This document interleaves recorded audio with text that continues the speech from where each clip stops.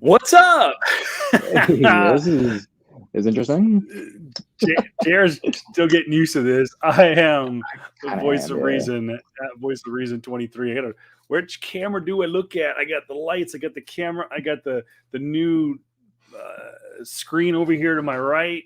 We're getting some high end Getting there. production here. We're getting there. Yeah, we're getting We're there. getting there. I am Kevin Pillow, the voice of reason at voice of reason 23 on all social media networks. Hold on, we got to make it official here. How do I do it? It's right here. Boom. That's right. At voice of reason 23. Every He time. is over there. Hello. JR Kabakugan, also not JR How Comics y'all 42. doing? Mm-hmm. He promises to actually sell some stuff on his Instagram account. I have been selling, well, not Instagram, on eBay, but I have been selling some stuff regardless. And I will like to say that I've done pretty well for myself. I must add. I might add. This guy hits me up, right?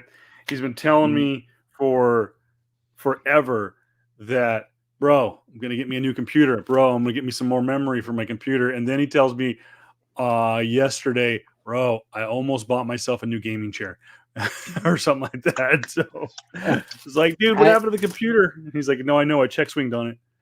So yeah, dude, like it's let's say the last week or so for me specifically has been pretty a pretty weird week where I've been on a detox / cleanse where I'm just eating nothing but fruit and beer. Beer So, and fruit. Beer and fruit. I have been eating a little bit of meals, I have to say, because I don't want to completely die. Well, but yeah, unlike me, where I've been eating a steady diet of pulled pork for the last 2 days. Man, I tackled the massive undertaking of doing a smoked pork butt on Saturday. And if those of you want to hit me up on at Voice of Reason 23 on Instagram, you can find some of the pictures of my little progression through the afternoon on that. And that was fun. That was a long, long one. That was my longest cook so far. It was about a 10-hour cook. Came out excellent. Even my mom liked it. My mom usually doesn't like doesn't like the smoked meat. So nonetheless, we are live here on YouTube, live here on Facebook, live on Twitter. That's right, at PS Comics. PS Comics. I love the letter U, as well as all my social media accounts as well. Just trying to get the word out there. But we do encourage our fans to subscribe, like, whatever you want to do, stalk us, whatever. Over on PS Comics I Love You on Facebook, Twitter, and Instagram to get the latest updates. And yes, we will have a dedicated YouTube channel coming very, very soon, maybe sometime early next year. So yes, we will, hopefully. Just a quick question for us, Kev. Yes, sir. Quick question: will we ever clean our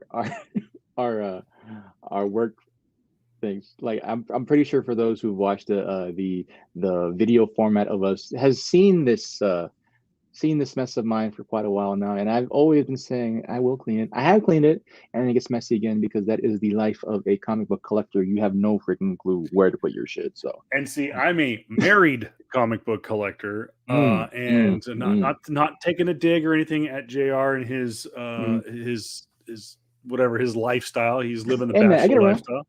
I get around, but nonetheless, I have relegated a mass majority of my comic book collection to my garage, and we're in the midst of upgrading the garage to be more comic book friendly. But so far, the books have made it through one summer, and the nice thing about it is it's kept on the back wall of my comic book of my garage, which is cooler, and that side of the garage actually has on the outside of it has an overhang that kind of keeps that wall cool. So though the garage itself does get a bit warm, it's not like it's like getting direct sunlight or direct heat or anything. So but I've been told I've got about 5 years on some of those bag and boards before they need to be rotated, and I've got easily about 5,000 books I would need to rebag and board. So speaking of comic books, that is our main topic today. Is the best as the title said, our favorite comics and collectibles of 2021. It Yeah. is we're in now year 2 of this global pandemic where we saw this Mhm. year comic book collecting go bonkers with pricing. So it was last year was a buyer's market, I think. Yeah. I Oh yeah. think this year was Absolutely. definitely a seller's market, and of course, Hmm. where you sell, there are buyers. But I think again, let's just like when they're like the housing market right now, we're in a seller's market. Yeah, someone's gonna buy a house in Southern California, but man, the people selling it or Yeah. sorry, they're going to make a bank. But and so comic book Yeah. sellers made bank this year, and we'll talk about that side of the comic book industry in a future podcast that Jr. is writing. Yeah. It probably is going to be his dissertation on his doctorate on comic book. But On today comic book it's selling. in a week that we celebrate what we're thankful for. I think we're thankful for comic books especially the last 2 years with just all the negativity that has gone on in the world. I think that a little positivity could brighten a few days. I know JR and I can speak for herself that this podcast probably has been a massive positive for both of us just Mm. getting through the pandemic. I mean, JR, could you imagine not having this podcast? We used to record on Sundays and Yeah. would drop on Monday. Yep. And it was like clockwork, about 1 o'clock on a Sunday or something like that. And we would bang We'll out get and we went we'll from, get back there eventually. We'll yeah, get back there we'll eventually. get back to our regular schedule programming. Yeah. But yeah, so it's been fun. And we're planning on continuing to go. We're like Jared mentioned on the previous podcast on the bonus episode for the Spider-Man trailer, we mentioned that we're going to probably do some more streaming, as in gaming streaming. We're going to probably Mhm. create now I have a Twitch account at True Yep. Voice of Reason 23. And I think we're going to eventually add a dedicated account just um, to, to this show, to PS Comics Yep. I Love You, and we'll cross that bridge probably sometime in early 2021 as I continue to navigate my 2022. sorry 2022. 2022. I apologize. Yeah. I navigate my to the left of here. I have a mixture of my stuff and my kids stuff, and we're working on getting my Mhm. streaming stuff. Though my kids are like, Dad, what are we gonna do for Christmas movies? Because the Blu-ray player's in here. Because I have my PlayStation 3, Yeah. or actually my PS4. Yeah, I'm not cool like JR. I don't have a PS5 yet. So, I'm pretty but sure I'm pretty sure out of the was it like 7 to 8 million PS5 sold, only about 1 million of them actually are played right now. So I'm pretty sure not that many people have it too. So didn't I'm the came one of the out. lucky It ones. came out last year, right? Came out like, yeah, it was they just did their 1 year anniversary That's like a right. week or so ago. And so as of I bought mine in what, February? God, has it been that February-ish. long? I know, it's crazy, right? I've had this thing for so long, for a while now, in for a better part of its life cycle, quote unquote, right? Yeah, For a yeah. year. It's been a good machine, man. Like, but for me, I'm getting older. My interests are elsewhere. I haven't really gotten to game as extensively as, in comparison to when I had it. Oh yeah. But I must say though, the game coming out, I'm super super excited for. I do hope to possibly, yeah, run a Twitch and just stream some of this stuff out, man. And I will say, I have been getting into one of our topics. I've been playing one of our games. I have a topic, Skyrim, 10th year anniversary. That freaking game has been helping out with my my detox and not think about food as much. And so I've just been focusing on just playing that game and completely just being enamored coming back to that world, man. But overall, yeah, I mean, this is for our main topics. This is probably one of my best things of 2021. So Well, yeah. we will definitely get to that in just a couple of moments. Let's get to our news and notes. It's a couple of weeks old now, but this is Mm-hmm. how long it's been since we've recorded, and Mm-hmm. on December. I'm sorry, rather on November, Yep. on November 12th, it was the 2-year anniversary of the launch of Disney Plus, and we had what's now known as Disney Plus Day, and it Yeah. was for the better part of about, I'd say, half of the day was dedicated to the launch of new titles and whatnot Mm-hmm. for all Disney and all of its other titles and whatnot. I know a lot of people were anxiously awaiting, mostly for Marvel, for Lucasfilms and whatnot. And I think some people went home a little disappointed. Some people were pretty excited about the news that broke. We got to see some clips of some stuff. So let's get right to it. It's been about 10 days since that announcement. We'll begin with Limitless. A trailer came out that was starring Chris Hemsworth. I didn't know Limitless. Is that a Fox title that came over, or is that a Disney title? No, it's Limitless. Limitless is a Fox title, but this version of Limitless is actually just Chris Hemsworth. Chris Hemsworth, the person. He's trying to I guess like expand like he's getting older and he realizes that, and so he's trying to see how far he can take the human body to its limits type of thing. Oh, okay. I thought this was I thought this was that series he had like on Netflix or I don't know. It was originally it was with Bradley Cooper. That was a movie, and then there was a series of it that came out. I think that's what I'm thinking of. 4 years ago. Yeah, and I think they got canceled a couple years back. But this one's just a totally different thing. It's one of those it's one of those documentaries where you go around the world and you just do stuff, right? You go and do stuff and you try to find and have this like very epitomis moment of like, oh, this is what the human body is. Which, funny enough, is the exact same thing with This Is Earth with Will Smith. It's the This Is Earth Will Smith's series is very much one of those same docuseries where he just goes out and views the world, and it looks cool. And granted, like you have these big names like Will Smith and Chris Hemsworth doing these things, and like, hey, I might sit down to look and watch it because as much as I enjoyed Earth, the HD series from Discovery, I think Discovery Channel. I'm more so willing to see this one because, like, I think even though the recent Discover Earth or the Discovery Channel Earth came out like 4K, I'm pretty sure This Is Earth is coming out all in 4K, and I would love to see that. So those ones are definitely on my watch list. I'm more so excited to see Limitless than This Is Earth because I'm pretty sure with Will Smith I'm seeing what I'm getting because it's Will Smith. I love him to death, but this is Will Smith. Like he hasn't changed his acting role in over 20 years. So it's Will Smith. I know what I'm getting with. Speaking of new formats by Disney, it was announced just before D23, right before Disney Plus Day, that starting on launch day, on Disney Plus Day, Disney would be adding a new IMAX visual format. You would be getting the full IMAX format, so to speak, on your big screen, which is allowing it to go beyond the even the widescreen 16:9 ratio. IMAX is exactly what it is. I mean, it is a maximum capacity of visualization. I think the only thing that's probably more broader is Cinescope, and that is what, like, for example, that is what oh my god, I can't think of his name now. Quentin Tarantino shot The Hateful Eight on. Was like this Cinescope, and it was just this massive screen. It could only be shown in its true format on certain screens. IMAX it's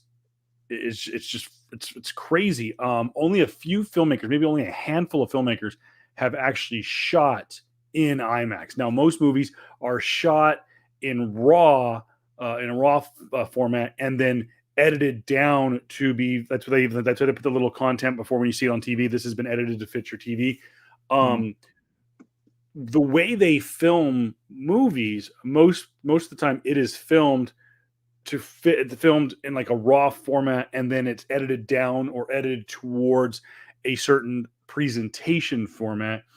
For an example, though, I think the Russos shot Endgame and Infinity War in IMAX. I know for a fact Christopher Nolan shot both The Dark Knight and The Dark Knight Rises in IMAX format, which is like stupid ridiculous capacity and stuff like that. But the new IMAX Plus, or I don't know what it's called, but they basically you're getting a broader I say broader, I mean literally a broader visualization of the movie. Basically layman's terms for those cut on, it's just basically the extension of the actual camera view, where I'm pretty sure you Yeah. see. I'm pretty sure if anyone has messed around with their TV before, right, and they check through resolutions per se, right, and they try to see which one's good, it'll say like full screen and like flight screen, all that stuff. It's Yeah. kind of the same thing with just the with just the movie going experience, except that like you see in the way which the director filmed it. So yeah, I, I can't particularly think of one scene at the top of my head where it expanded upon it, but I think there maybe there was one scene. I'm trying to find it here. yeah. If but there was a fans noticed it very very quickly. Was a scene in one of the final scenes of Avengers Endgame where it's, for lack of a better term, it's the "I love you 3000" scene, Oh. and where Tony the AI is Mhm. talking to his daughter and his family, and you see him, and it's right before he says "I love you 3000." There's in the scene you only see about from here down of two bodies, and you don't know who they are. Now in the IMAX format, you find out that those two bodies are Chris Evans and Chris Hemsworth's Captain America and Thor, respectively.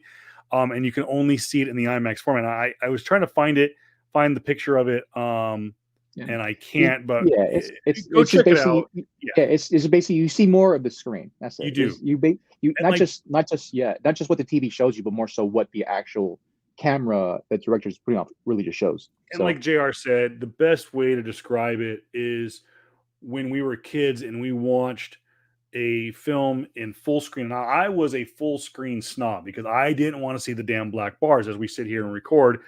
This is young black like bars. the black bars. So imagine, guys, is what you're seeing right now is widescreen, 16 by 9 on the screen.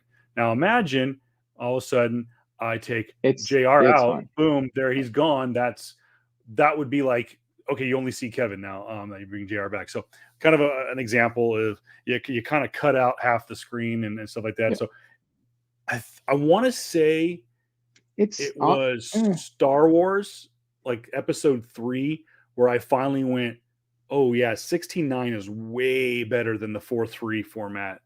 And yeah. so, but I anyways, mean it's to a certain extent for the for person for anybody just kind of who's kind of just going casual movie going, it might be inconsequential, but like it's more so like for the uh, I know it matters for me because oh yeah, I love Hong Kong cinema and they yeah, always show the full shot. yeah. So, but it's That's very more much 4:3, 16:9, yeah. You 4:3, just see 16:9. you just see more of the screen and that's it. Yeah. But other than But that, yeah, other but than that, other than that, just continuing on to our news and notes here, man. One of the cool things that I love to see, and I'm glad this series is somewhat coming back. Baymax series official trailer. It is for those who don't know Big Hero 6. Shame on you. Shame on you. Shame on you. Baymax is featuring that very lovable, inflatable. I guess you call him. he's an What's the word I'm looking AI. for? AI, yeah, but what's the word I'm looking for? One of those like mascots. There you go. He's a Oh, okay. mascot of the Big Hero 6 franchise, or at least the animated version of Big Hero 6, because we all know the comic book version is a much different scenario.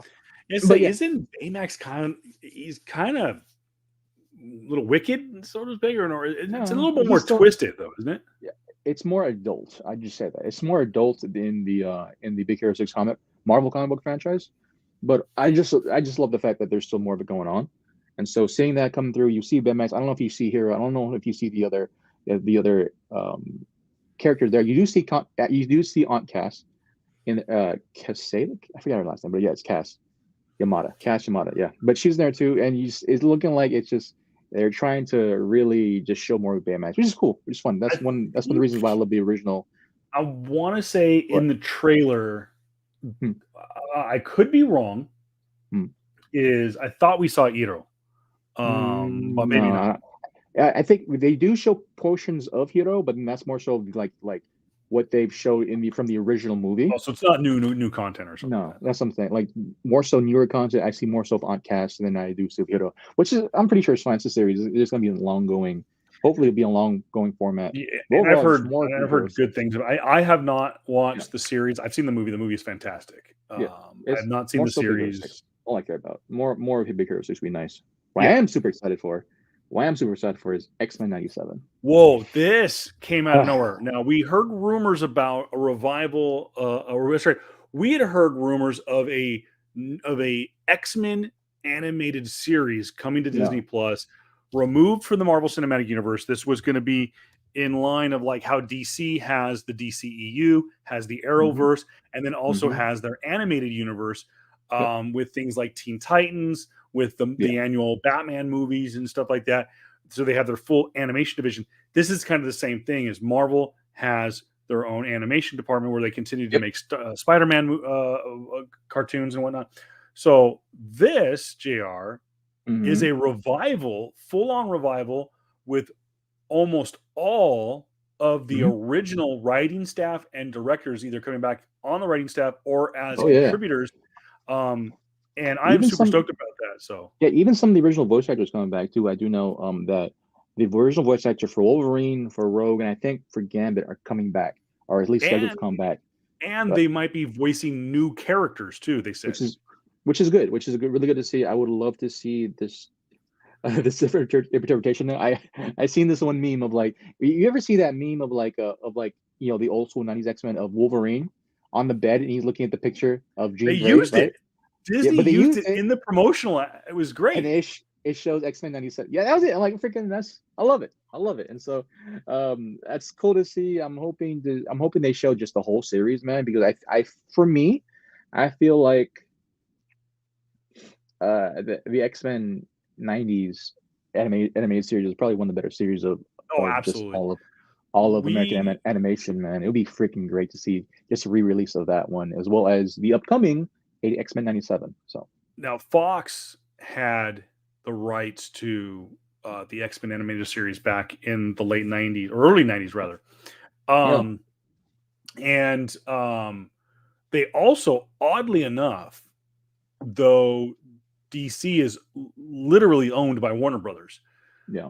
Fox Television, Fox Kids own the rights or bought the rights or whatever to the Batman the animated series. So we had back-to-back great cartoons. We had the X-Men animated series and then we had Batman the animated series, which were two of the greatest. And to this day, matter of fact, it's almost like a joke, is the only medium to get the Phoenix Saga right, has been the animated series. Matter of fact, they did Days of Future Past. They did a version of Age of Apocalypse. Go back. This was the X-Men animated series was probably reason number one. I didn't know about the Mandalorian. I was not up to date. I'm bad Star Wars nerd. I was not up to date on what the Mandalorian was. So for me, getting Disney Plus, other than for the kids, was with them adding the Fox 20th Century Fox content, was getting X-Men the animated series. And on day one, that's what I went to. I went immediately to X-Men the animated series. I was super stoked about that. And my wife's like, "Oh, what is this? It's like 90s cartoons." And I'm like, "But it's fantastic." So I mean, you put X-Men up there with like some of the greats. Where you definitely put in obviously freaking Batman Adventures, but you also put up Gargoyles. You put up even for me, the Spider-Man animated series was actually really freaking good too. Yeah, that was good too. And I know that it was under Warner Brothers / Fox, right, for a while. So for quite some time, I was thinking that maybe like you would see some. No, actually, I think Spider-Man happened after X-Men. If my childhood I don't know. Is right, I think Spider-Man happened just when they kind of cut off X-Men. And it ended on a cliffhanger. They ended on a cliffhanger, and they're saying that actually, I was reading something about with this revival of X-Men 97, which, by the way, people are going like, "Why is it called X-Men 97?" I think it's because that is when the final season ended. I'm trying to pull that up right now. There was, it ran from 1992 to 1997. So, from what I understand, is they're going to it is going to take a pick up right where it left off. Now, for those who did watch it religiously when I was a kid, sorry, my my secondary screen over here I borrowed from my daughter, and she's got some schmutz on it. Like she was playing video games. I think it was a touch screen or something like that, and had sticky Yep. fingers. Okay. But what people don't realize, I think it is the final season of X-Men the animated series. It got so weird. I think it actually got handed off to like a secondary studio or something like that, and it Wouldn't was all surprise me. weird Japanese trolls, and it wasn't even real. Like it wasn't even X-Men. Wouldn't So surprise me. yeah, It so wouldn't surprise. It's like for anyone who's lived long enough in that and loves something, or in a certain or was in a certain fandom and has made any type of animated debut, we all know what went wrong there. yeah. So it's most likely handed off to somewhere, it was shuffled around. Same thing with TV shows too. Usually the last season are usually the crazier season, right? You get the freaking like singing episode or something. So I'm pretty sure it was that, right? Well, Every series has a singing episode. Usually it's in the last season where they say screw it, we'll just do whatever. now it should also be noted that a longtime local comic book Comic Con attendee, Larry Houston, who is one of the original creators and directors of the X-Men the animated series, will be back as a contributor for the Nice. series, and I believe also some of the other writers and whatnot. But the biggest thing too was a lot of the work that was adopted for X-Men animated series was Chris Claremont's work from the 80s into the 90s. Chris Claremont also possibly coming on as a writer or a contributor for X-Men. It's So really X-Men good. 97, super stoked about. I believe it is expected to make its return to Disney Plus sometime next year. And Wouldn't it be? I'm pretty sure this. Just thinking back now in hindsight, wouldn't it have been amazing to to have Chris Claremont's stories with Jim Lee's artwork in an X Men movie, in an X Men? I'm pretty sure they did somewhere did that eventually, but like just looking at back, I'm just thinking back to '90s Jim Lee, man, and how a lot of his art for X Men was really good, really freaking great, and how how like every panel kind of popped out and looked great, and it's looking like that the series is gonna take part back in the '90s series where it was very much that kind of fun vibe, very uh, what's the word I'm looking for? Like it was like a beach episode every single day type of thing. well, I do know that the animation style that you are used to is also coming back. Um, and A lot more fluid, a lot more fluid, I will say. the biggest thing I'm more concerned about, are they bringing back the theme song? Because it could Mm, be the I'm greatest pretty sure. theme song in probably Mm. television history. So yeah, looking for that. Moving right along, some brief snippets were also seen in a released kind of wrap up of the year on a year of Disney Plus. When it comes to Disney shows, of course, they showed highlights of WandaVision, Falcon and the Winter Soldier, Loki, Yep. What If, and gave us a sneak preview at Hawkeye, which will be coming out in just 2 days from now. But they Hmm. also gave us some snippets from Moon Knight starring Oscar Isaac, That's She-Hulk right. starring Tatiana Maslany, and Miss Mhm. Marvel starring Iman Vellani. Yep. All of them look great. Yeah. I will say the one show that has me concerned is Miss Marvel. Yeah. Um, Now, there was some other news that came out of Disney Plus in regards to their slate of shows and where certain things were filmed, where certain things couldn't be filmed. Word has kind of come out, and this kind of ties in to Miss Marvel. Word has come out that Kevin Feige and those up in the boardroom of Disney have banned. That's right, banned all studio or all rather all film crews from shooting on the island of Hawaii. Reason being, Inhumans, the TV show, the failed TV show that only lasted one season on ABC, has left a bad taste in the mouth of both Disney executives and the Hawaiian film government, so or film association, whatever. Yeah.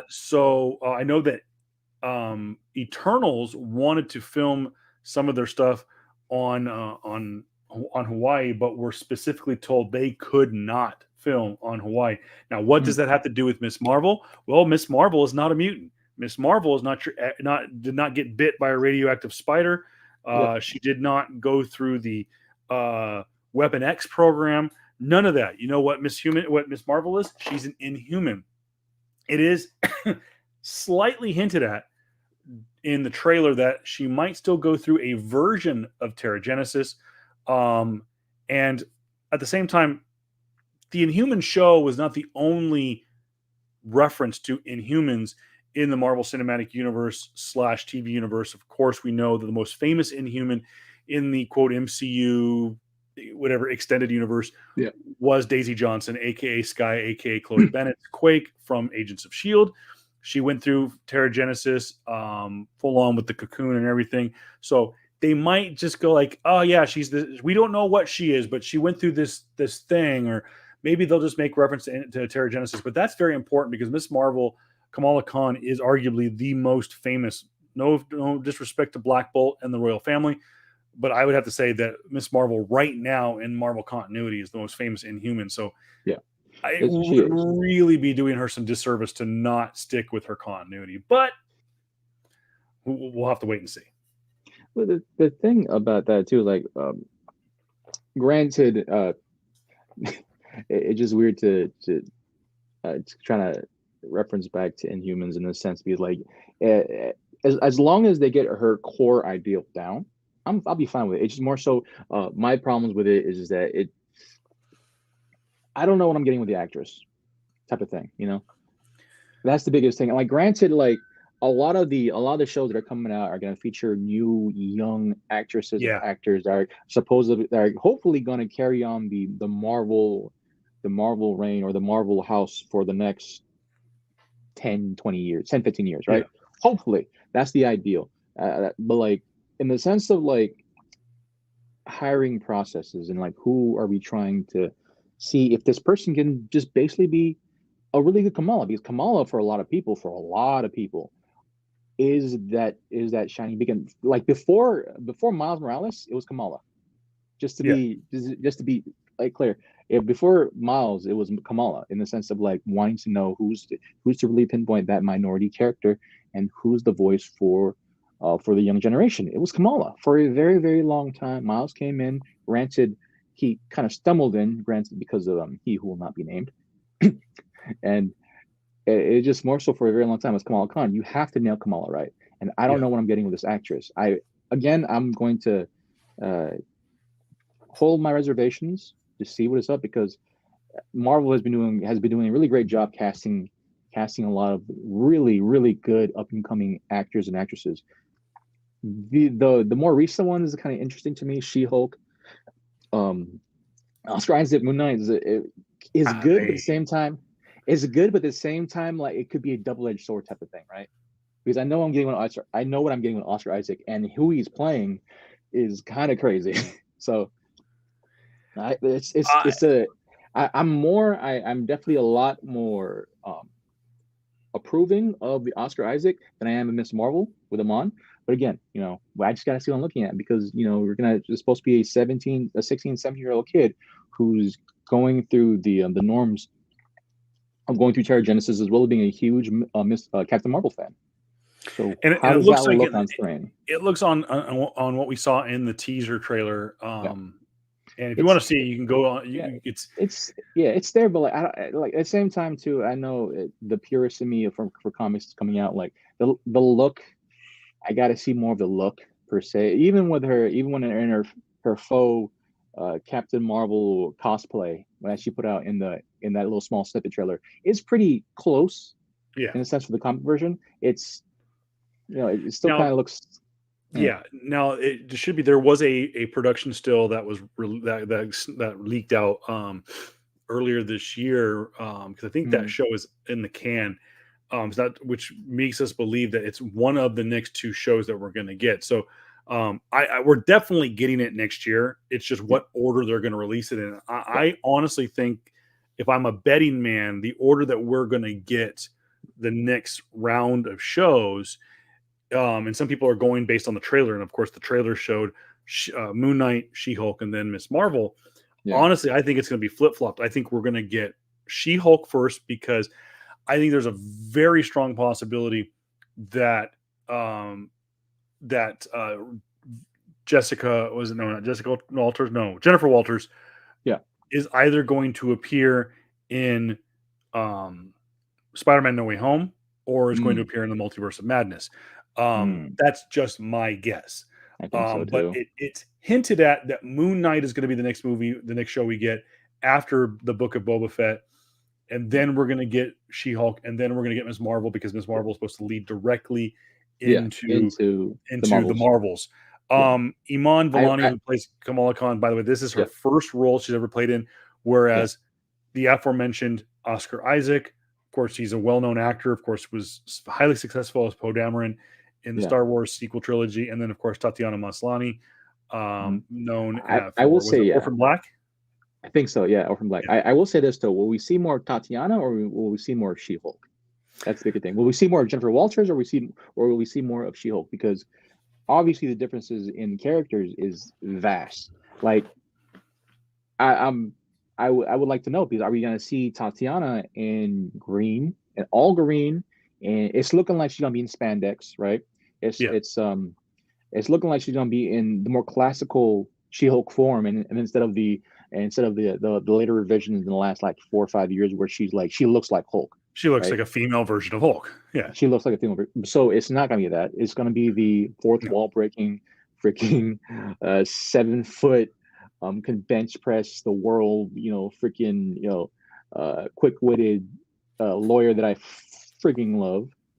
But yeah, who are we gonna see more of, Tatiana or She-Hulk? That's the biggest thing, because Let us know in the comments, because I think it's going to be yeah, 50-50, because it's also known that it's well known that Jennifer Walters is She-Hulk, yeah, and that to the point where She-Hulk, or Jennifer Walters in Hulk form mhm, does still appear as the as as the She-Hulk. That lawyer. is, yeah, So and not only that too though, but like who is the bodybuilders at this point? It's gonna be bodybuilders. In order to play She-Hulk, you're gonna the actual form of She-Hulk. It's gonna like be a what 6 foot body IFBB yeah, a bodybuilder. We're yeah, like super decked out muscles. Like you just won a show, a bodybuilding show in the last week or so, and then like that's who you have. Is that who we're gonna see? Because who what they not to body shame Tatiana, but what they showed of her, it it's not it's much different from the actual She-Hulk that was yeah. shown in the same trailer, right? The body physique and all that stuff, like obviously. So Well, who are we gonna see? yeah. So let us know. Who do you think is what we're gonna do? We're gonna see. Do you think we're gonna see more of the Hulk, or are we gonna see more of Jennifer The the Walters? bodybuilder, the Yeah, bodybuilder who's going to play She-Hulk, like and basically at this and point. let us know in the comments below too. As we're watching this right now, and I put it in our show description. I know we've seen some people come in on the live version, kind of coming in and out. But let us know in the comments, because if you hit us up on the Facebook Mhm. comments, it actually comes live right here to the studio. Yeah. So let us know in the comments below what you liked of the 3 shows that we saw snippets from: Moon Knight, She-Hulk, and Miss Marvel. What did you like the best? Moon Knight. Moon Knight looks like the closest we're going to get to Daredevil on Disney Plus. And when I say Daredevil, I mean the Netflix show. And Mhm. though, real quick sidebar, and this will lead into our next topic: talks of a Daredevil show on Disney Plus starring Charlie Cox, and what they can get of the original Netflix cast will be Mhm. coming. That announcement is probably going to come sometime next year, where they are Yeah. going to do a Daredevil show, and it is going to bring back the Netflix cast, and in a what they call a soft reboot Oh, I love of it. I love it. it, which basically means we understand that those Yeah. stories over there. Yeah. Wink, we know they exist. We're not gonna talk about them. We're moving Mhm. forward. Kind of like what Kevin Feige wanted to do when they got the rights to do a Marvel / Sony Spider-Man movie. We get Yeah. it. Bit by a radioactive spider. Boom. Uncle Ben dies. Friendly neighborhood Yeah. Spider-Man. No, they went right into it. Yeah. And now we do know, again, segue, we are going to find out what happened to Uncle Ben and how Peter Parker was bitten by a radioactive spider, because coming to Disney Plus in 2022 or 2023, we're going to get Spider-Man freshman year with the voice of Spider-Man not done by Tom Holland. That's right. A new actor will be playing Spider-Man in this much anticipated MCU animated tie-in that's supposed to come out either later next year or early 2023. That was announced. And like I said, in the days following the announcement was Spider-Man freshman year is where we find out about what happened to Peter. Now we do know in I believe Civil War, where we're first introduced to Peter Parker. I think he mentions how long it's been since he was bitten by a radioactive spider. Yeah, not that long. It's been like it was like basically within that school year that he was get bit by a spider. So yeah, one would believe that maybe because it was a homecoming. Homecoming takes place typically at a high school sometime in the early fall. I'm thinking Homecoming, Spider-Man Homecoming, was his sophomore year in high school. Yeah. And that freshman year is when he is bit by the radioactive spider. Of course, the events of Infinity War take place during his junior year, and then of course Far From Home takes place during his senior year. But we're going to have to wait and see with No Way Home. Maybe that will tie in. Is he still at Midtown High? We'll find out that and more. Also announced, worst kept secret, What If Season 2. We do know that there's been talk that we will possibly get to see the missing episode from Season 1, which was the Gamora episode. But nice. I know what's up? It'd be nice. Yeah. Yeah. Get a little tie-in. The other thing, too, is that we also might find out we might get some more zombies, or Marvel will just give them their own show. That's right. Marvel Zombies is coming to Disney Plus. Its own show taking place within the universe where a zombie apocalypse has taken place within the Marvel Cinematic Universe. Of course, it was hinted at in Season 1 of What If, and it was arguably one of the most talked about episodes, probably one of the most anticipated episodes prior to the show being launched, being announced back in 2019. JR, you have, I believe, read the Marvel Zombies series. I have not. Now, of course, the original Marvel Zombies series was, I believe, written by the creator of The Walking Dead. And of course, that is, I always forget his name. Robert Kirkman. Robert Kirkman. Yeah. So I have read it, but I haven't read it all in its entirety. I think I picked up. I would like sparse through it when Borders was still around, right back in the day, and I still need to rebuy all the either the omnibus or the individual paperbacks. But yeah, it's one of those things where it's literally spans the universes. Like it's its own entirety, one full novel, one full arc, and then it just continues to expand and expand and expand. Like it goes pretty crazy and in depth, right? You have Reed Richards of the Ultimate Universe trying to help fix what the thing that transpires in the zombie universe. Then you have to the point where Earth 616, which is possibly the smartest Franklin Reed, is that he tries to come back and help that as well to help to not have the zombie apocalypse come to Earth 616, which I think does happen to a certain regard. But then I think it was also around the time where they were doing another semi-annual event where another apocalypse happened within that timeline too. But overall, it goes crazy. It spans multiple comics. It spans multiple other franchises, like Deadpool is in it as well. Like Deadpool gets eaten by the zombies, and one of them, right? Night of the Living Deadpool. He gets eaten by the zombies, and all the zombies now are basically Deadpool. They have his consciousness. Right? I remember that. That's going to go well. Yeah, I love that one. That was freaking awesome. And then there was one, of course, I think in the main line where I did say, I think in the past episode, where they have the head of Spider-Man, Peter Parker, of the zombie Spider-Man, right? He was first a zombie, and then he doesn't have the hunger years, like literally years afterwards, and then he's put on the head of I think a Pimbot or an Ultron bot. Yeah, and then he's basically a good guy. He's basically Spider-Man, but without the hunger, but he's still a zombie. He's a zombified head. So yeah, it was a cool time. I really gotta go back and read it. Just talking about it now. But, it was definitely one of the coolest things, man. Yeah, I will say I'm pretty sure they won't even cover a third of that in the series, but I do hope that they at least have some of the more interesting parts of the franchise, of the comic book franchise in there. Like there was one scene, I think in the very first like arc of the book, after all the humans were eaten by the zombies and the zombie heroes of the world, right? Silver Surfer comes in, they kill Silver Surfer, and they get the power cosmic.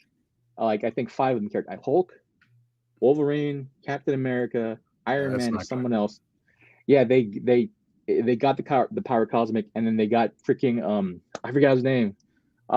Dude, what's the Galactus? They got Galactus to come to Earth, and they ate Galactus, and they had the power cosmic totally. And so those 5 zombies, they literally go to other planets, devouring other planets. Now I do know that is a word I'm looking for, a kind of storyline that they're going to be coming up in the new Iron Man book. The new Iron Man book I think it actually comes out tomorrow or on Wednesday. Is Iron Man has the power, some kind of power of Galactus or something like that. So, it wouldn't surprise me. Ever since freaking my boy Donny Cates gave Thor the power cosmic, everything just like fuck it, let's give it everybody.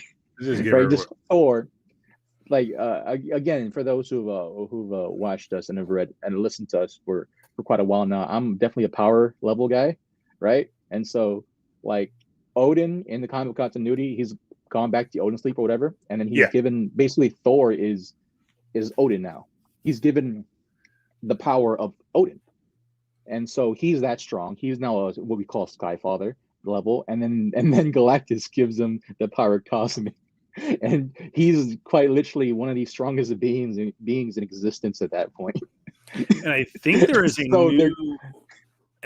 new Thor book that's starting this week as well too. I'll double check with that. Go ahead down, check out Comic Asylum, by the way. Yeah, Comic Asylum, all comic book shops. They're great. They're great. Yeah. Other stuff that was announced, of course, Ironheart got a new logo redo, very similar to that of the actual Ironheart series. Secret Invasion, and a quick snippet of a very aged, grizzled Agent Nick Fury. And then, of course, we got to see the title treatment for the new show Echo, which will star Alaqua Cox, who is playing the character in Hawkeye. She is one of the very few upcoming actors, right? We just call them actors that has disabilities, and so she is got to be, I think, signing throughout the whole series, or if not, she has well, isn't Alaqua? She is actually deaf, isn't she? Yeah, that's what I'm saying. Okay. So she has a disability. So but again, at the same time, like I wonder, like I need to know more of the actress type of thing. Yeah. Type of thing. Like, what are we getting? Not to doubt her at all in that sense. Just more so like, if you read, or if you ever listened or watched any of our podcasts before, you know me. I care more for the treatment of the actual like source material than I do of anything else other than that. And so, cool. We might be getting a diverse group. We might be getting a individual who is indigenous, who she is deaf. But like, what else are we getting? Yeah. Where's the action chops? Where's the thing? Like when they picked I forgot her name, when they picked her the actress Steady Seinfeld, who plays, I forgot the character that she's playing, Hawkeye, Kate Bishop, right? When they got Haley Seinfeld for Kate Bishop, I'm like, all right, cool, we're in. Good. I'm okay with whatever. It's a freaking Emmy. It is an award-winning actress. She's been vetted since she was freaking 13. I'm cool with that. I don't need to like think of like, oh, maybe we another Andrew Garfield. Ugh. at that time. I don't know, or maybe I don't know if we're gonna get who's a bad choice, dude, for character. Oh, although I freaking love him, I don't know how I feel about Robin in Dark Knight Rises. Uh, Joseph Gordon-Levitt. yeah, I love him. I love him to death, but him as possibly a Robin or just a cop, street cop, like, I But don't that's know. the thing is, I think that we were so desperate for a boy wonder in Hmm. that series that we got a, no pun intended, a cop out Yeah, selection for Robin, because it was an amalgamation, I believe, of two different Robins. It was yeah, Tim Drake and someone else, I think. yeah. Um, It's but yeah. It was a weird. Like, I'm not trying to doubt the actress who's gonna play Echo. It's just more so like, is that the best avail? Is that the best choice that they could have had for this character type of thing, Well, right? I know that David Mack, who created the character Mm, for this in Daredevil some mm. years ago, Yep. has signed off on it. He actually was working Yep. on the show as a contributor. So, All right. we'll set If it's David, again, it's a wait and see. And we are 2 days away from the season premiere and the yep. second episode of Hawkeye, the new series coming to Disney Plus. We will try and get a wrap up show for you sometime Wednesday night after Hmm. we watch. Now, of course, it will drop at midnight tomorrow into Wednesday. So if you're feeling Yep. froggy, want to get up early and watch it, you can do so. And I could tell you this one. This has been obviously the first. This is the first new live action series from the Marvel Cinematic Universe we've seen since Loki, which Yeah. was back in early. Actually, it was in July. No, it was in Something like June, that. wasn't it? Yeah. I don't know. Yeah. Anyways, Yeah. it's been Yeah. a minute since we've seen live action. So, Yeah. and Loki was an absolute killer. So we'll wait Yeah. and see about that. Moving right along, getting out of Disney, get out of Marvel. We are moving into the and we're getting out of the PG rating too. We're getting into, and it was funny. Pam. I pulled it up. It showed up on my IMDb over here to my right. Mhm. And I said, I wonder if JR is going to talk about Pam and Tommy. And then I saw it on the list. Pam and Tommy, of course, doesn't need any introduction. Let's talk about Pamela Anderson and Tommy Tommy. Lee Yeah. of Tommy Motley Jones. No, Crue. Tommy Lee. Yeah. Just Tommy Tommy Lee. Lee. I'm thinking Tommy We Jones. got to Yeah. see the official teaser trailer. I have not yet watched it. For those of you who are not in the loop, Pam and Tommy was probably, they were like the redneck Cinderella couple of Hollywood. Hmm. Um, Yeah. there was Yeah. Yeah. there was good times, there was bad times, there were adult videos made, and It was um, the adult video, it mate. was the adult video, yeah. And then of Yeah. course, you can read a lot about it from the book The Dirt, which is Yep. of course the Motley Crue autobiography. But the movie drops on Hulu. We are Hmm. expecting a very hard Series. R Series. series. I TV apologize. series. Premiering on Hmm. Hulu on February 2nd, 2022. It features Hmm. stars Lily James as Pamela Anderson, Sebastian Stan as Tommy Lee, Seth Rogen, and Hmm. Nick Offerman. Yep. And so far, from what I've seen of the still pictures, it looks good. I gotta say it is an interesting thing. Like, I would never think Sebastian freaking Stan would try to go. Oh, granted, I seen Sebastian Stan in Political Animals so freaking long ago, and I loved him in that one too. But like, just to think that he would go, like, he would play Tommy Lee out of nowhere type of thing. Good for him though. Good for Yeah, freaking him. He definitely looks the part. I am old enough to know and state that I've seen that controversy when it did happen back in the, like, was it early 2000s? No, like late, early no, early 2000s. 2000s. Yeah, this is like literally the beginning of the internet. Honestly, some might argue that it was the start of, like, yeah, that was the start of, like, pornography. One of the starts of pornography going massive because of just like having Tommy, the sex tape of Pam It Ash and Tommy started Lee. the Yeah, sex tape craze. right. Yeah, Obviously, it was one of the top selling adult videos of all time, yeah, only to be outdone eventually by, I believe, Paris Hilton, and then, of course, yeah, Kim Kardashian's. yeah.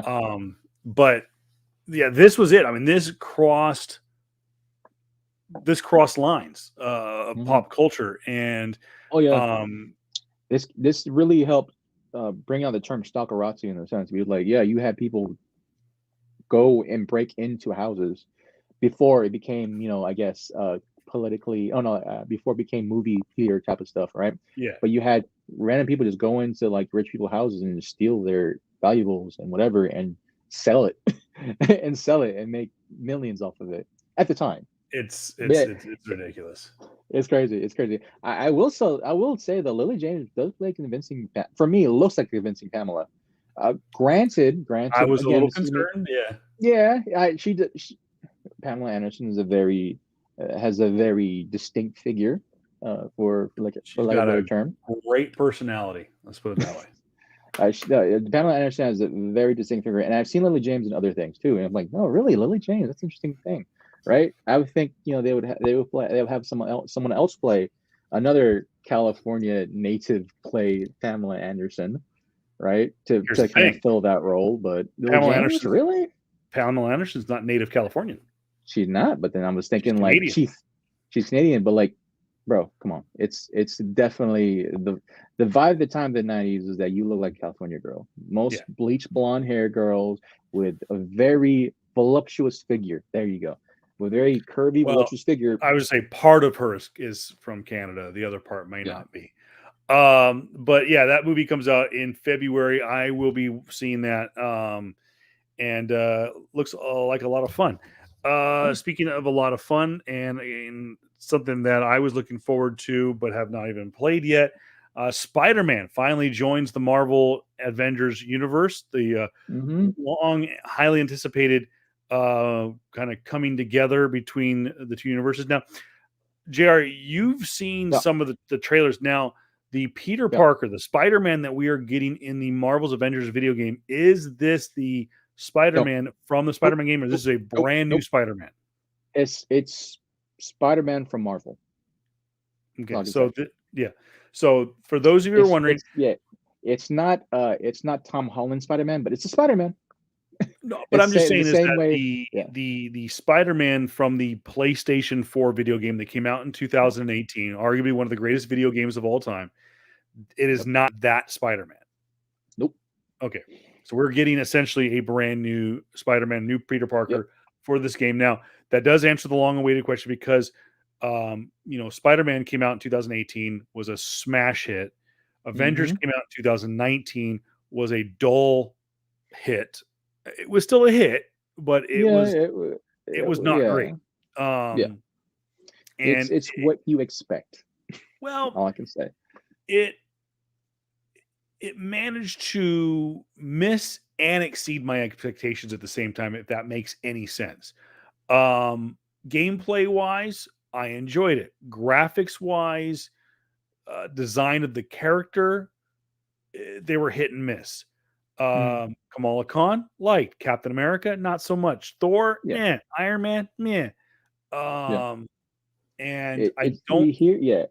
Here's the. I'm pretty sure I talked about this before in recent podcasts about the Marvel type of the Marvel travesty when it comes to when it comes to the video games. And here's the thing: you can't pay the actors enough money for them to be in a video game because they would ask for a high premium. You're quite literally taking their face, their likeness, their voice, and putting them in a format where they'll most likely go beyond one game. Yeah. And licensing and all that stuff is different. I mean, as much as I would love to see RDJ's look in Marvel, in a Marvel game, it would never happen. And like this, and some people are gonna argue, well, what about the older video games where like the video games look exactly like if there was a movie coming out, the video games would look exactly like that character. I was thinking of like the Superman video game that came out on Xbox 360. It looks exactly like Brandon Routh. Yeah, But that was part of video the games. licensing agreement with his contract. True, but like at the same time, like that's when video games didn't make over $1 billion, Yeah. right? Because you're talking about another business where it's in the last couple of years too. You've seen these games. They bring in billions upon Oh yeah. billions of dollars, and so when you deal with that type of things, and especially when you're Eidos, which is the developer who made Marvel, that Marvel Yeah. game, They don't have that type of money to make. They don't have that type of money to spend. Like, hey, Robert Downey Jr., can we get your likeness for a video game? 25 million? Well, I wasn't Okay. asking that. I think it was more so the Tony Stark is Tony Stark. Yeah. I was more along the lines of the actual Iron Man suit. I mean, you Yeah. could do the version from the comic books, Yeah. and it was still going to be better than what they put in that video game. Yeah. So It's just more so for me, because I see it from the standpoint of like, for kids and for people who buy those, who's gonna buy that game, they're doing it because they love the Marvel movies. yeah, But the Marvel characters that we're getting from the video game don't look like, no, definitely don't freaking look like Crimson Underwear. Definitely don't freaking look like Rarity J. And so when it goes to the Spider-Man that's coming out in this seminal little DLC, whatever have you, is definitely not the one from the Marvel movies, and it's definitely not the one from the games. I no. will say this. I will definitely say this. If Marvel Studios had the chance to buy up Insomniac games, they would have and they should have. But thankfully, Sony's like, nah, homie. Well, we're gonna buy them. We're gonna scoop them up real quick. They came out with a game of the year. They come out with 2 games of the year. Yeah, it's ours now. Yeah, And I will say, only the PS4, PS/PS5 version has Spider-Man, because technically it's Spider-Man still licensed to Sony, and so if that's you right. have The Marvel, Xbox version was not getting it. Yeah, nope. If you have Marvel Avengers for any other platform, well, basically the Xbox platform, you won't be getting Spider-Man in your series. And granted, from what I'm seeing and what's being said, it's a very, very small snippet of what you get with Spider-Man in context of, like, what you thought you're gonna get with Kamala Khan or with Black Panther, with other happy, yeah. right? It's much more smaller DLC type of thing.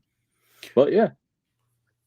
Well, moving around. Well, Speaking of more video games, JR mentioned at the top of the broadcast that Elder Scrolls Skyrim, the 10th anniversary edition, released. That is a game that has helped JR cope with the COVID-19 pandemic. But it includes all the DLC and other licensed content throughout the years. I yep. know Skyrim has been a Yeah. massive, massive franchise for the Oh, video game industry.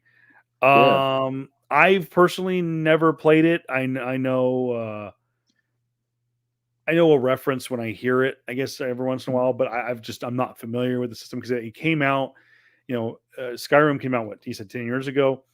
Yeah. That was when I was coming out of my Best Buy days, where I was playing video games on a more regular basis, but I was married and had a kid on the way, and I was still playing a little bit of Call of Duty, but for the most part, I'd kind Yeah. of phased out of video games. Oh man. So I'm not ultra familiar with Skyrim. I've Yep. my taste in video games have been kind of on the maximum, maybe G rated or maybe PG, but yeah, I have not It's played Skyrim. yeah. Skyrim is a highly contested game for me in recent memory. It's one of those games where I love to hate and hate to love type of thing. I know that. It's yeah. It's when I first played it way back when 10 years ago, right? I was just a budding young boy. I was so enamored in the world of having to, just kill a dragon, right? Yeah. Like, oh, that's freaking awesome, right? The first time, but now it doesn't really hold up, right? I didn't start with Skyrim. I actually started with Morrowind way back when. That's even longer than that. It was Morrowind, Oblivion, and then Skyrim. And the games are great overall. The games are great. It does really show. You could quite literally lose hours of your life playing this game. Hours. It's definitely a pretty steep learning curve in the sense of like what to do, how to get to it. Until recently, now, right? When I first got into Skyrim or even Oblivion, right? It was definitely kind of a steep learning curve because I have no clue what the hell to do. They're basically just say, hey, here's this world, go and do stuff. And like I don't know how things worked back in the day. Yeah. And so but seeing it now, it's a fun game. It's definitely a fun game. I've definitely exploited the hell out of this game and just destroyed everything. And so it's just a fun thing to see. Newer graphics, newer things, everything's updated. Ooh, ringtone. Sorry, my daughter's calling me. Hold on one second. Go ahead, JR. Yeah. But yeah, it's definitely just one thing. It was a cool game. I'll actually go through the list more too. But it was definitely a fun thing to have. I've been playing it for a while off my PS5, and so Yeah, that was it looks good. I just say that it looks really really good. Going on to the list, there's been multiple. I've been excited for this game, Sifu. A couple trailers came out of it in the past week or so, and you see a bunch of trailers that showcase combat and other gameplay aspects of it, like just like how to kind of evade and how to really take on people. What I really loved about the game, what they're doing is that they're not having you be this, overall kung fu master where they can take on 20 guys at once. No, you get surrounded, you get your ass whooped. I love that, right? So they're making you think about like, oh, what proper ways to do it. It reminds me of how to defend, how to properly attack, how to really assess the situation, environments. It reminds me of for those who watch Old Boy, this Korean classic, freaking awesome film. It reminds me of that. I'm on Sifu. I'm on Sifu, by the way. But like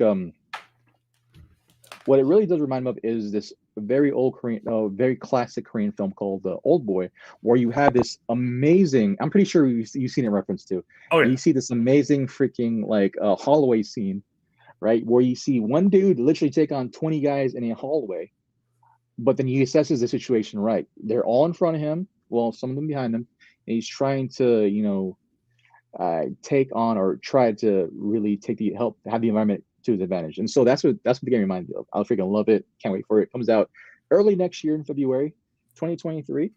And yeah, it looks really, really good. Another game, actually the last one, that surprised the hell out of me, even though it was announced, I think, earlier this month in November, Lies of P, which is interesting. Lies of letter P, right? It is a take on the old Pinocchio, the actual Pinocchio tale of a Pinocchio, and it looks like a cross between Bloodborne or any sort of Souls game and like BioShock, which looks freaking amazing. That's an The interesting game looks combination.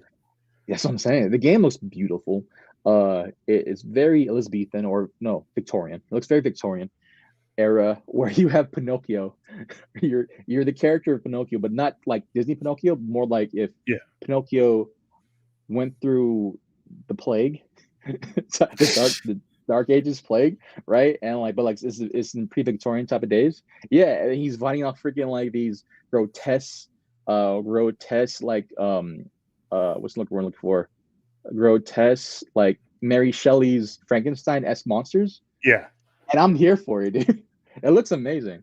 It looks really amazing. It releases sometime in 2023. They did release an alpha trailer, gameplay trailer of it. It looks really, really good. And yeah, it's definitely on my list, man. So that was really freaking cool, man. But yeah. Well, moving right along to our main topic at hand, and that is our favorites. Maybe not necessarily the best of 2021, which we'll get to towards the end of the year, is what we were eventually the best things were. But these are our favorite things. What are we most thankful for? And I've got a stack of books here. I'm gonna get through, and I wish I had one of those kind of downward cameras, like what do they call them, a unboxing camera, so to speak. Oh, I mean, eventually we'll get one eventually. So I know, Jared, I've got a huge stack here, so I'm gonna try to bang through. You got some. What's that? Oh, bro, I got a bunch of CGCs on my side right here, man. I'm like, well, I'm gonna start with we did feature these in a previous episode. I saw one. These were books I got from J. Scott Campbell this year. Now, this book actually was a local comic book store release. This is the Demon Days Mariko J. Scott Campbell cover, featuring I guess it's a version of Black Widow. Is it? That might be a different character, actually.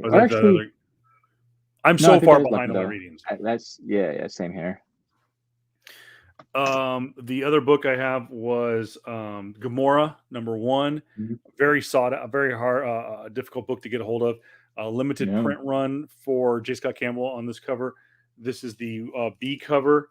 I have the certificate of authenticity behind it because this does have his signature on it. This is from 2016. But it does not say the print run. But I know that when I got this one, that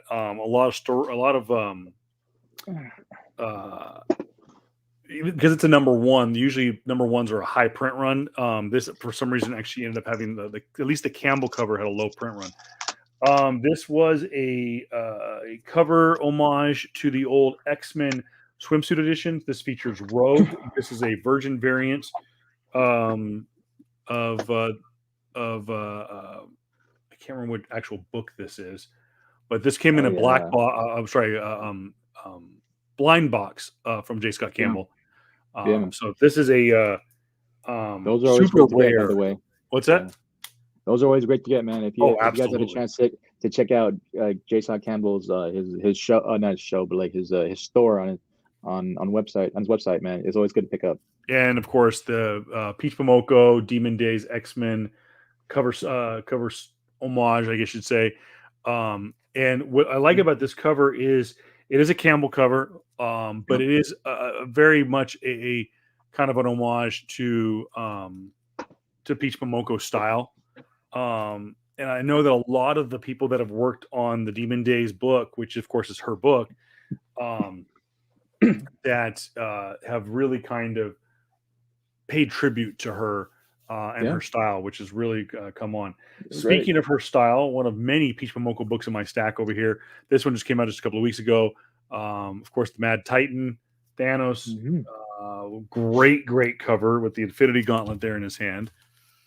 A couple of Jubilee books because Jubilee is one of my favorite characters. Inyuk Lee and Peach Momoko. Yep. I actually kind of like the Inyuk Lee version because it's kind of a harken back Yeah. to the X-Men 92, X-Men 97 Yeah, version man. I mean, of that's Jubilee. that's where she got super. Yeah, that's where she got super popular. I will say too, in Lee probably has one of the best like character profile art picks Oh yeah. at the industry. Is like his single solitary like it's awesome. His poses are Um, amazing. I got a couple of sentimental books, but I'm gonna get those in a moment to kind of sum up my 21. Oof. This one's a what's his name? A Gleason. Yeah. I Oh, can't remember. Gleason. Oh, he blew up, bro. Amazing Gleason blew up Spider-Man this year. number Yeah. 74, Legacy 875 cover. Hmm. It just reminded me of a classic early 2000s, late 90s, almost Campbell-esque cover, and Hmm. just to the glory days of Amazing Spider-Man in that run. Another artist that kind of came up this year was Grandpa. I got a Virgin variant of Oh, Berserker. I think this is Berserker yeah. number 3. I think so too. Um, Yeah. and managed to get a hold of this one on a special. It's a stickered at $14, but I got a lot less than that. Hmm. Um, Another Peach Momoko book, the Trial of Magneto, a cover of Magneto's daughter, the Hmm. Scarlet Witch. Hmm. What you got, Jr? Let me get my stuff here in order. Well, 2021, some of my favorite books come out. Actually, I got this more recently. I'm pretty sure I showed this in a previous podcast, but this baby right here, Spider-Gwen, issue, I think 16. Yeah, issue 16, the variant edition, the 150 variant edition. I am going to be sending that out to CGC quite soon. It came out in pricing a couple months ago, man. And so this is definitely one to get. Hopefully, something big happens in the second movie. But that one I got. Um, this one, it was an interesting one. Oh, I like Hey, that this cover. Oh, I love that Yeah, color. yeah. This is a Campbell cover, right? I'm pretty sure we talked about quite a while ago where this book right here, the virgin cover of this book, right, was sold to one of the vendors that Campbell goes to, right? I think this is like X-Men something. And it's like 25 bucks, right? A cover, Yeah, right? 25 bucks for virgin. That's like cool. That's MSRP. And then quite literally, like the hour that it sold out within like the hour, and then people were selling on eBay for like 100 to 150 bucks. I didn't get it. I didn't pay that much. no, I got it for considerably cheaper, but definitely not 25 bucks. Got it for considerably cheaper, and this is probably like one of my favorite covers of the year. This cover right that's here. a fantastic cover. It's a definitely an homage, or it's definitely in the likeness of the other. I think it was Gleason who did the same type of cover where it's like pure green, right, of Rogue, and it just shows nothing but that. It's similar to that. I have that cover as well. I can't find it at the moment. My two big gets from the Rose City Comic Con that I got first death, uh, no, first death of the Endless. She'll be coming out in the show quite soon, and of course, first Morpheus. the Sandman. Oh yeah, that's right, Sasha Yoslan. There's an artist that I love there too, Sasha. That I love her art there, Sasha. She is an amazing artist. She reminds me of David Mack. That there. Oh yeah. Now this one is actually a point of contention just recently too, because people can't tell whether or not this is their first appearance or the very first issue, which I do have. I can't find it at the moment. Is their first appearance, but Star Wars Kanan, the first Padawan, issue 6. People are saying that this is actually the first appearance of Sabine Wren, which, for those who don't know, Sabine is a Mandalorian. She was very pivotal in the animated series, and she's one of the people that goes to Dark Watch and helps try to get the Mandalore. Tries to take back Mandalore. Now they don't know if this is her first appearance. CGC says this isn't her first appearance. It's actually the first issue. But I got both, so I freaking love it. And Sabine Wren, too, I forgot to add it on to, has been casted already. Yep. And so this book or the issue 1, I think this book too has been going crazy in the last couple of days. Oh, it's gone nuts. Yeah, man. Anything else you got a show? I got again, this is kind of our best of 21 / flex pool. This is God, I forgot who this artist was, but it was such a beautiful cover. Another, the Trial of Magneto, number 3. It is a Scarlet Witch cover. Just Nakayama? No, I don't know. I have to do some more research. Nakayama. But cool cover. I liked this one because I really enjoy the series, which is coming back, a season 3 on HBO Max is Harley Quinn, the animated series, and now they made it into a comic book. And of course, this is where they go full-fledged into Poison Ivy and Harley Quinn's romantic involvement. Finally. Jesus, of course, in the comic book, in the TV show, Harley Quinn is voiced ever so perfectly by Haley Cuoco, to the point that people were wondering, with DC now entering into the multiverse with the Flash, that we could see some crossovers with the animated side of DC and the live action. Now, of course, we've seen that before, where we saw what was his name? The guy who played Batman for so many years. He did the voice, the animated. He was the animated voice. What's that? Bruce Timm, I think his name is something. Tim. Kevin. Bruce Timm, isn't it? Now you're gonna make me look it up. Yeah, same. It's gonna irritate me too. But no, I think Bruce Timm is a writer for someone else. But let me see. Kevin Conroy. Kevin Conroy. Who's Superman? What's that? Who's the in Justice League, the animated series? Who voiced Superman? I have no idea. But yeah, Kevin Conroy was the longtime voice of Batman / Bruce Wayne. He, of course, finally got to play a live-action version of Bruce Wayne. Now, it was not said whether or not it was the version of Batman that, basically, was it a version of his Batman in live-action form? It was never really said, but it was insinuated because he was playing an older Batman with the mech suit and stuff like that. So it was some kind of version of Bruce Wayne. So people are wondering, okay, well, you can take an animation actor, a voice actor, and put him in live action to play the character like you did with Kevin Conroy.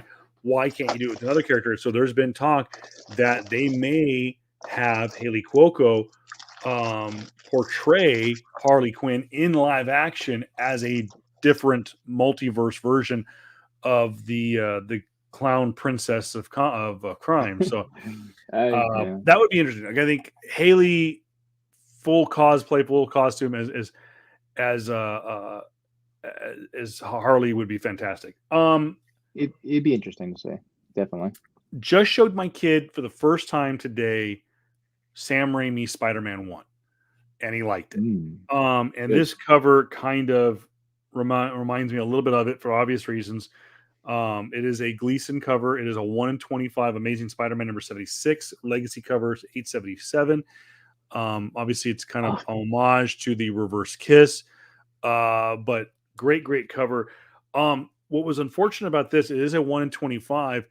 This was supposed to be a variant, a low variant. This was supposed to be a cover B, so to speak.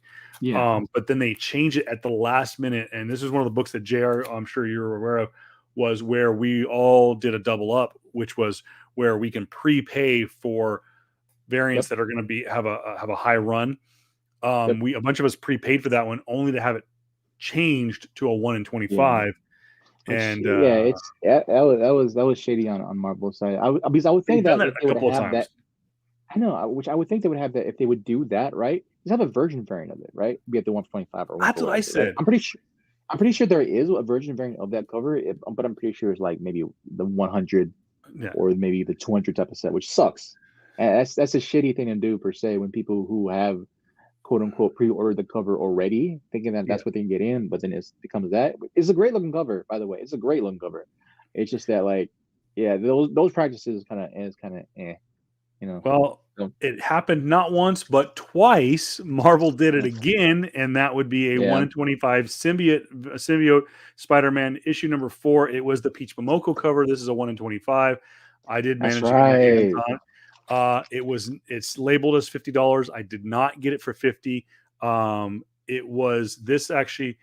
Even Chick said that at the time this is what they expected it to go, but it actually dropped in value throughout the day because of what Marvel did. People didn't want to buy it because they're like, that's so shady.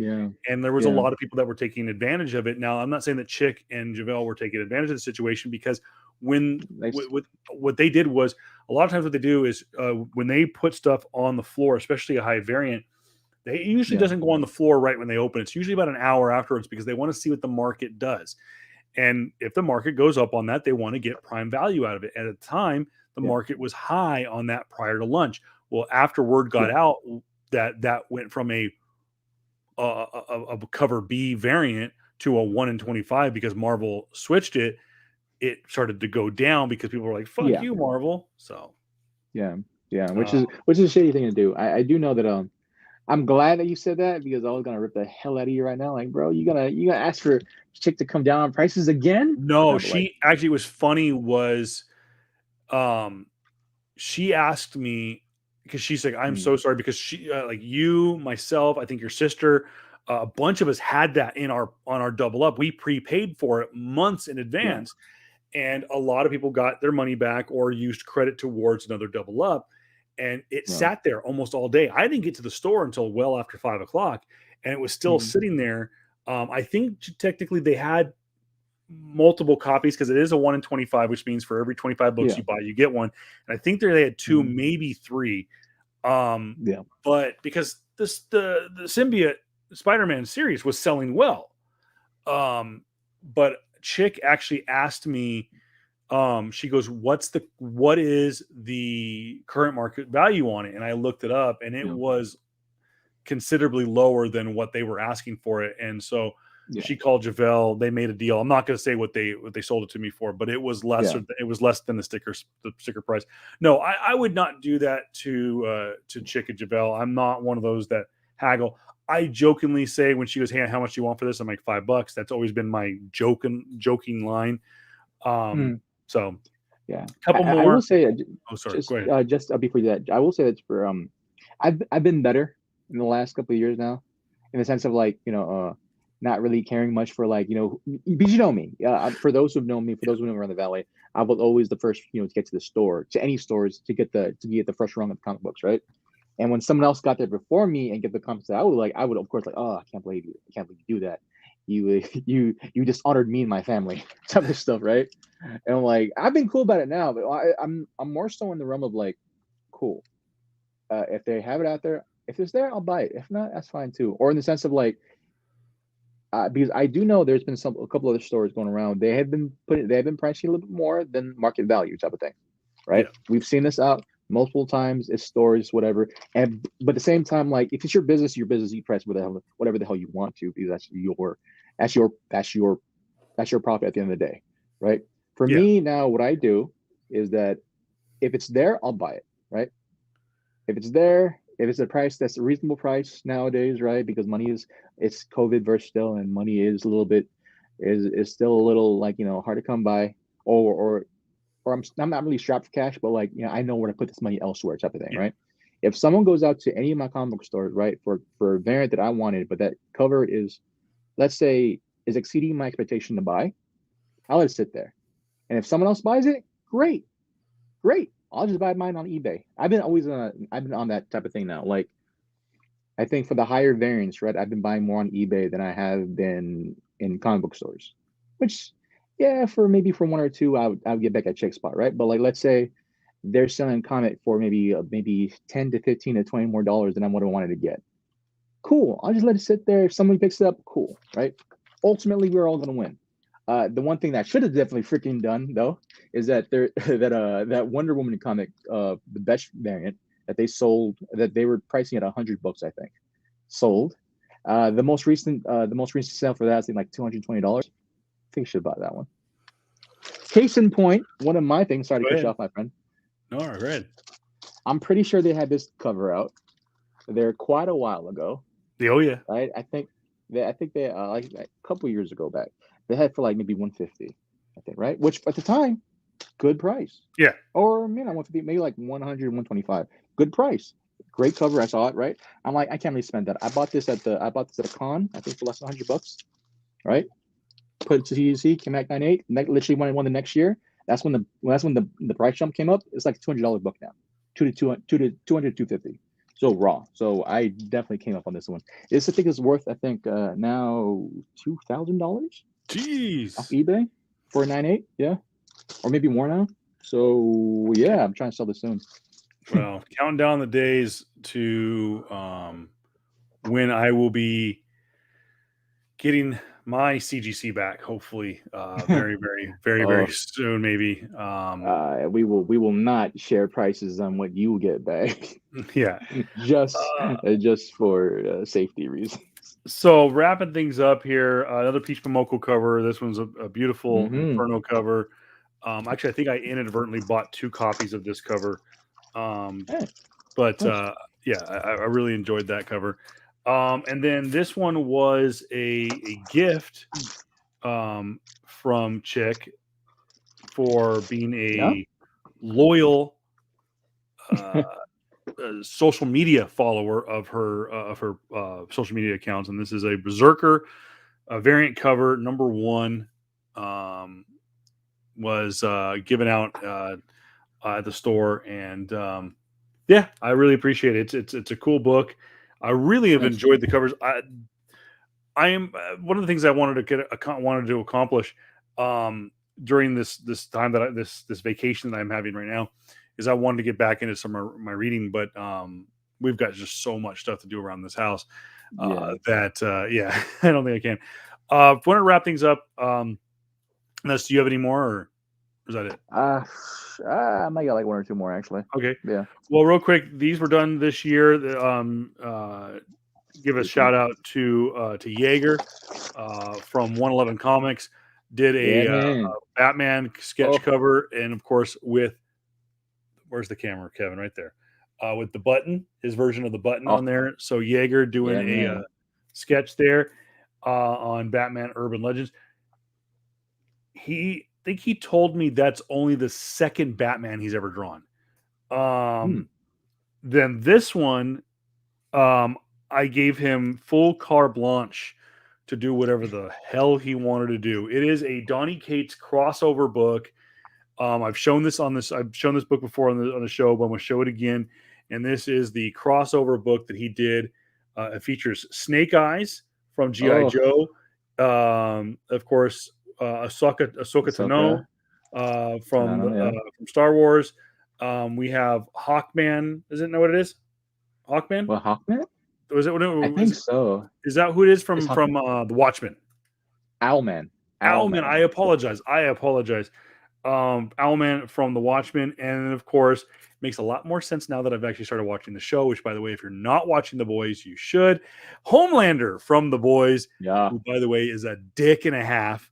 And then I don't know who Mhm. this is. You're going to have to fill me in. Who is this little guy? Let me see. Let me show you. I think that's from Away from the Light. Mr. Minxies. Yeah, that's from Rick and Morty. Oh, there you go. That's why I don't know it. I don't watch Rick and Morty. I'm the only person on the planet that doesn't watch that show. Which, by the way, if you have not watched The Boys, I know a lot of people shy away from. Oh, I love that cover, bro. And that's an older cover, but you just got that one this year, right? No, bro. Like this one right here. This was my 6th cover that I've had. I sent them all to CGC. They all came back. They all came back 98. I've sold 5 of them. Jeez. This is my last one. You hold on to that one? This is maybe. It depends how much money I want at the end of the year, right? And so this is I do have 2 third prints, right, which is the more expensive ones, or the one that's going for more money per se, right? So I just sold one recently this month. This is my last one. I don't know if I want to crack it open, maybe have Johnny Cates and Sandman sign it somewhere, or just keep it or sell it. Depends how I feel. And probably, honestly, my favorite cover of the year that I got back from CGC. I showed this before. Oh yeah, we saw that one a couple of weeks ago. It's my Chun-Li one, dude. I love this artist so freaking much, dude. It's ridiculous. That cover is ridiculous, dude. Oh my, it is amazing. It's a Cardi B cover swipe, right? Yeah, because like I said before, Cardi B made a song called Chun-Li. That's what it was. She made a song. Yeah, she made a song called Chun-Li, and so the artist who is oh man, he doesn't have his name. Rob Porter, right? He goes by a different name online, but Rob Porter did this cover, and so it's an homage to Cardi B, Chun-Li, with Chun-Li. So yeah, cool. So, I love the cover. Awesome. I'm gonna finish up on this. Yes, These sir. were books that kind of have a bit of a story behind them. What you got there? You get your new PS5 controller? The PS5 in general is just nice. Oh, okay. It's probably one of my favorite buys of the year. Massive flex over there. For those of you who don't know, we took a hiatus between season 1 of this show and the beginning of season 2, where I was gone for about 2 weeks and did a cross country or halfway cross country trip across this great nation. And one of the things that we did was we stopped in Denver, Colorado. And I'd been to Denver before, and people were going, it's no big deal. It's Denver. What's so big about Denver? Why does that have to do with the show? I'm going to tell you right now. It has Mile High Comics. Mile High Comics boasts the biggest comic book collection in the world. And it is ran by a super nice guy who, unfortunately, I did not have a chance to meet. He was there. I didn't want to bug him. He was like freaking knee deep in comic books at the time. So I was like, dude, I am not going to bug him. And so, yeah. Probably me. There's our boy right there, freaking leaving Facebook comments. But I picked up this book. It was the only book I bought from Mile High Comics. It is an older book. It's not a 21 book, but it is Division. This is what WandaVision is loosely adapted by, and it was kind of cool. So kind of has a little sentimental value to me. Kind of sums up my my trip. But then this was a book that I've been waiting for literally 2 years, and I finally got it this summer. It is a cover sketch by one of the creators of the Teenage Mutant Ninja Turtles. And this is, and I've showed this before, but I'll show it again. This is Kevin Eastman's sketch of Windpool, of course, with her katanas. And it's just so cool to see the character done in that Eastman style. And that will be hung up somewhere in my office here eventually. Maybe I'll put it on that back wall below my David Mack prints back there. Yeah.